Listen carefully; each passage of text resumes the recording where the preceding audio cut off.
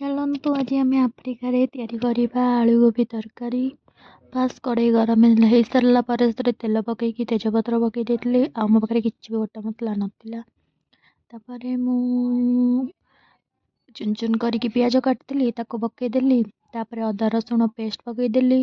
या भी बहुत कष्ट पेस्ट कर कहीं हेमदस्ता नाला ग्राइंडर नाला कि भी नाला। गोटे टमाटो को कुचेकी पकई तापर मो पाखे लंका गुंड नाला से गोटे कंचा लंकाटे पकईदेली काटिकी। जी भी मुझा मसला मसली आनी सब पकई